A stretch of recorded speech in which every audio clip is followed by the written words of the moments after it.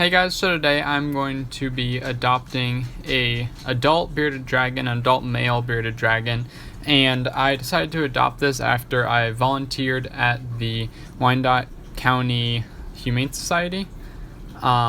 It was at the shelter there, and I met it, and then a couple days later I came and actually adopted it. So here I'm setting up an enclosure. This is actually a little bit better than the enclosure that they had it in.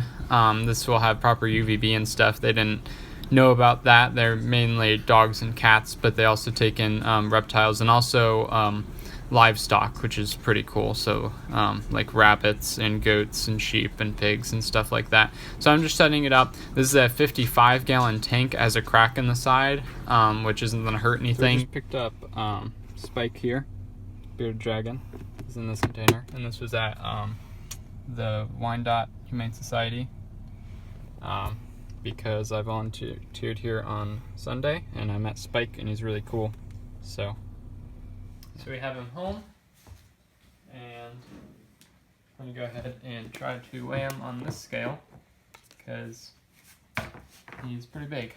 Let's see if I can get it to turn on, and then I'm going to go ahead and set him on it. Doesn't look like scale's gonna do it.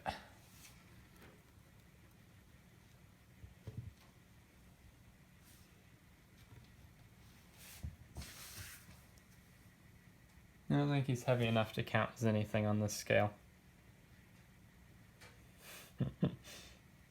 Oof.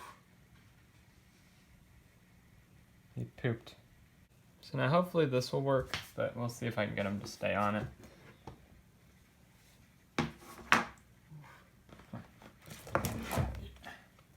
He's in the mood to run. Just gonna sit down there. Wait. Bud, just sit down for me. Curl up your tail there.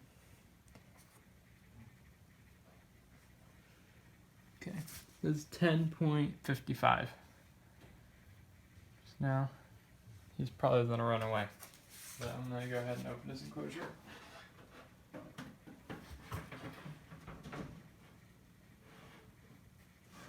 I'm going to put food down in it, and then I'll get him and set him in it. But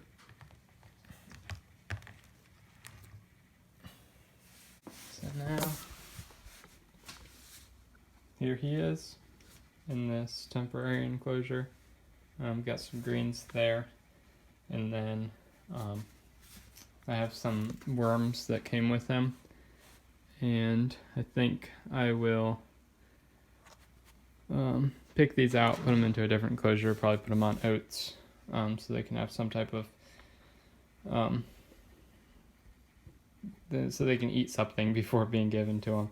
And I'll also give him DB roaches, of course, once the worms run out, but he's skinny, so I'm actually going to be giving him the worms because I know they're like higher in fat than DB roaches are, so at least I believe so. I think DB roaches are better for protein, but I'm sure these worms probably aren't hurting him because he's not exactly obese.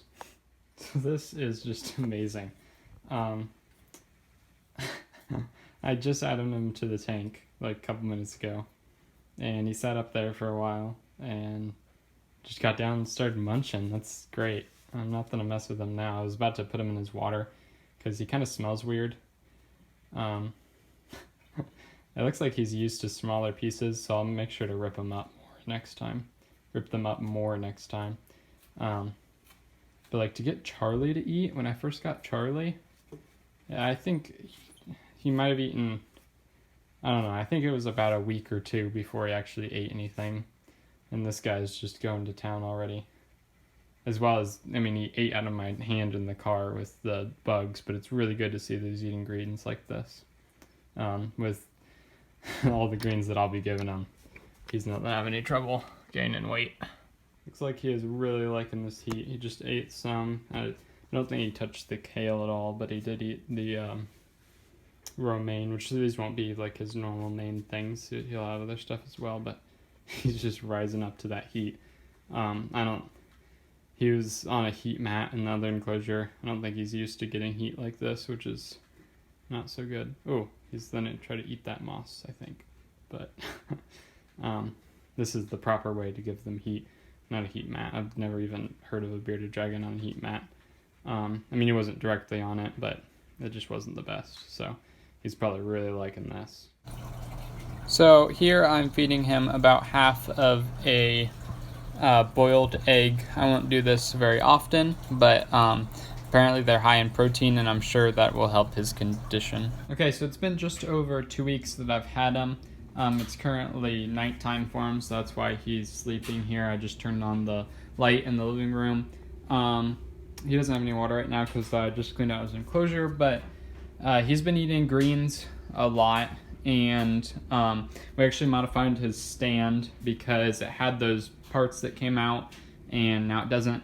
We had to fix it. I didn't end up filming that, but now it's in the corner, so it's behind the door, so we didn't want those things sticking out. And basically each night or each day I clean out his enclosure. I take everything out and I put new paper towel down because he poops almost every day. Speaking of that, his poop is very strange. It's not processed completely like it's supposed to be. It doesn't look like how Charlie's poop does, and it doesn't look like how the crust gecko's poop does. And I think that this is because of internal parasites possibly, which would explain his malnourishment and his abnormal poop. So I actually have treated him at this point. I'll do a different video about that, but I'm not positive that he has internal parasites, but it was more of a precaution. I treated him with something that's not going to hurt him if he didn't. So you'll see that in a different video. But I called him Spike at the beginning of the video. He's now Richard. That's what we decided to name him. I don't like the name Spike. I like human names for animals. That's just how I like it. There's not any reason behind his new name, but that's what it is. It's Richard. And he has gained quite a lot of weight, if my scale is correct, which I do believe it is. I have no reason to believe that it's not. He's like 1 1/3 times what he was. I think he was like 299 grams when he got here, and he was like 390 something or something like that grams the last time I weighed him, just after 10 days of having him. So I don't know if that's just because he was full of food, but I fed him a couple different things. I've fed him egg as well as dubia roaches, and I'm now out of the wax worms, but that was just because I had them. They gave those with him, so I'll be feeding him dubia roaches from now on, and then a very varied diet, and I'll have another video coming out about cutting out food for both him and my iguana. But I tried to make sure nothing from his quarantine system, very glad I put him into a quarantine system, is getting anywhere near my reptile room, so I keep their food and everything separate. But I hope you guys enjoyed that. He'll be in here for quite a while. I think eventually I'll figure it out how to have his poop tested, like send it in somewhere, and I'll do that just to make sure, because I don't want any like parasites or anything to get into my bioactive soil or anything. So he's going to be in this type of setup, but he has UVB, and then he has a ceramic heat emitter. So this is UVB and heat, and then a ceramic heat emitter as well. Before it was a UVB light and a heat light, but the heat light died like immediately. So then I took the actually I was testing it. I tested it the night before I got him, and the heat light died, so I switched out Charlie's Power Sun, and I put it into here, and then I bought a ceramic heat emitter because it was getting too cold for him at nighttime. So that's why he's laying up here, just because he's still getting the heat from this thing. And then we also have a wood burning stove in this, so it's actually really dry in this room, which is pretty good for him. And then I've been soaking him every once in a while as well, just in case, just because I'll give him a soak sometimes while I am cleaning out his enclosure, because if I put him on the ground, then he likes to run around So he is really, really nice, which is pretty great. I definitely a character and will be very, very fun once I can have him in my reptile room. I will be handling him all the time. Doing homework, he'll be out all the time. And he doesn't seem to stress whatsoever. Like, he's the only animal. I won't